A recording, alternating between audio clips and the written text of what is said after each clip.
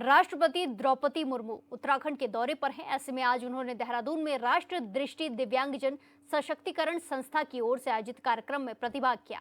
इस मौके पर राज्यपाल गुरमीत सिंह और मुख्यमंत्री पुष्कर सिंह धामी मौजूद रहे। वहीं कार्यक्रम में राष्ट्रपति ने दिव्यांग छात्रों से मुलाकात कर उन्हें सम्मानित किया। इसके अलावा कार्यक्रम में दिव्यांग छात्रों ने कार्यक्रम में संगीत की प्रस्तुति दी। साथ ही कार्यक्रम में राज्यपाल और सीएम धामी ने राष्ट्रपति का आभार भी जताया।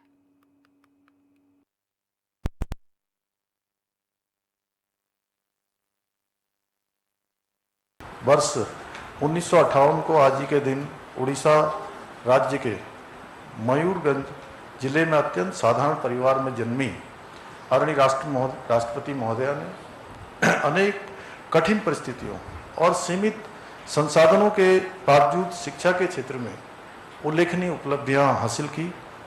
आपका संघर्षशील जीवन, सरल स्वभाव एवं विनम्र आचरण हम सभी के लिए प्रेरणा का अनुपम स्रोत है। आपने हमेशा अपने जीवन में आई समस्त कठिनाइयों को अपनी शक्ति बनाकर जीवन सफर में विजय प्राप्त की। आप वास्तव में संयम, सेवा, संघर्ष और साधना की जीवंत प्रतिमूर्ति हैं। राष्ट्रपति के रूप में आपका कार्यकाल नई नई लोकहितकारी पहलों के लिए हमेशा याद किया जाएगा। आपने सदैव अंतिम पंक्ति में खड़े व्यक्ति के कल्याण को प्राथमिकता देते हुए समाज के वंचित, शोषित एवं पिछड़े वर्गों के सशक्तिकरण हेतु कार्य किया है। आपका संपूर्ण जीवन मानव सेवा को समर्पित रहा है। किसी दृष्टिबाधित व्यक्ति के जीवन में पुनः प्रकाश लौटाने हेतु आपका नेत्रदान करना का निर्णय इसका एक साक्षात प्रमाण है।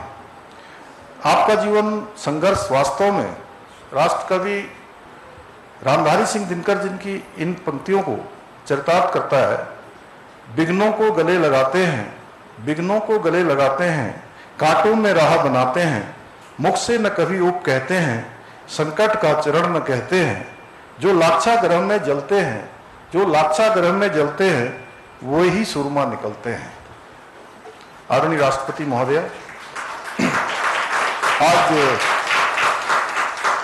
आज आपके मार्गदर्शन तथा आदरणीय प्रधानमंत्री श्री नरेंद्र मोदी जी के नेतृत्व में देश में दिव्यांगजनों के सशक्तिकरण के हेतु निरंतर प्रयास किए जा रहे हैं।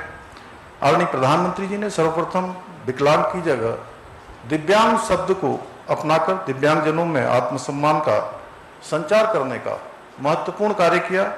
उनके नेतृत्व में आज केंद्र सरकार जहां एक और दिव्यांग सशक्तिकरण अधिनियम 2016 के माध्यम से दिव्यांगजनों के कल्याण एवं संरक्षण हेतु ऐतिहासिक पहल की, वहीं सुगम्य भारत अभियान, ADIP योजना, दीनदयाल दिव्यांगजन पुनर्वास योजना, दिव्यांगजन स्वावलंबन योजना, दिव्यांगजन छात्रवृत्ति एवं पेंशन योजना जैसी अनेक योजनाओं के माध्यम से दिव्यांगजनों के कल्याण के लिए गंभीर प्रयास किए गए हैं।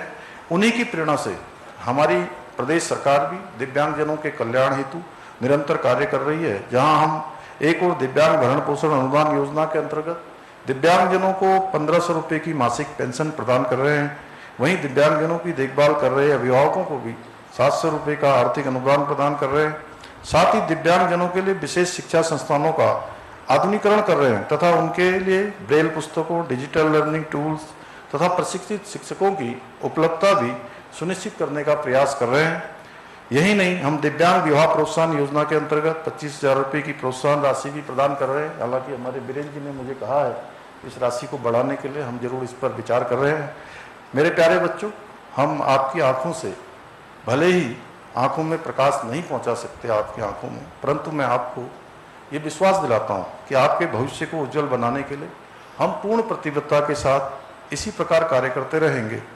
वर्ष 2047 तक भारत को विकसित राष्ट्र बनाने के आदरणीय प्रधानमंत्री श्री नरेंद्र मोदी जी के विकल्प रहित संकल्प को साकार करने में अपनी भूमिका सुनिश्चित करेंगे। इन्हीं शब्दों के साथ आदरणीय राष्ट्रपति जी का एक बार पुनः देवभूमि आगमन पर स्वागत करते हुए, अभिनंदन करते हुए, और इतने सारे आज हमको आपने सौगात दी है। यहाँ पर अनेक प्रकार से आपने आज बच्चों का भी हमारे प्रोत्साहन किया है। मैं आपका आभार व्यक्त करते हुए अपनी बात को समाप्त करता हूँ।